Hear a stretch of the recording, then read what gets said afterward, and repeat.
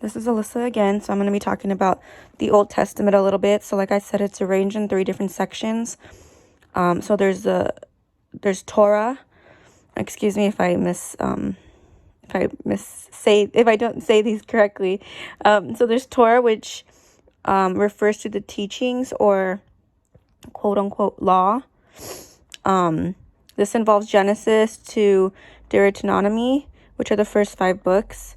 So this includes Genesis, Exodus, Leviticus, Numbers, and Deuteronomy. So briefly, Genesis is the creation of the world.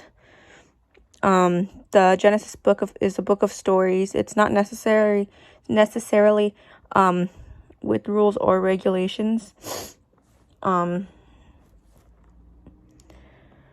The other 4 books, however, do contain community laws, but they also do have narratives. So Exodus is the escape of the Israel ladies from slavery in Egypt, and Moses receiving the 10 Commandments.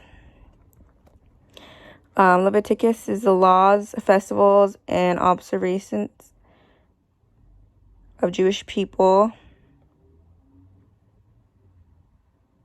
Numbers is the years the Israel ladies spent wandering the desert, and Deuteronomy are more laws for the Jewish people. The books were later called, excuse me for not saying this correctly, but Pentateuch. It's a tradition attributed to Moses. All right, going to the next section, Nevi'im, which refers to the prophets. It's the largest section of the Hebrew Bible, and it is comprised of the former prophets and the latter prophets. So the former prophets are history books. What makes them prophets is that they not only record the information, but interpreted it, thus explaining its significance in relation to other events in the history of Israel. The latter prophets preserved sayings and stories of religious and political activists who served as a spiritual conscience of the nation throughout its history, reminding people of the social values that would reflect the character of God. The next section is Ketuvim, which refers to the writings. So this involves Psalms, Proverbs, Job, and 5 scrolls. So Psalms are the songs, prayers, and liturgies for worship.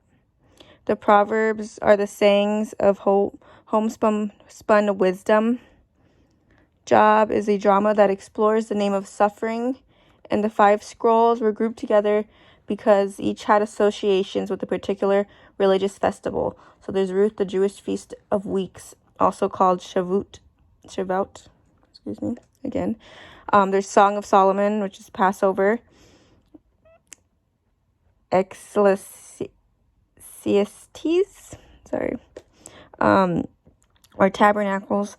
Lamentations, or this destruction of Jerusalem. And Esther, which is Purim. Thank you.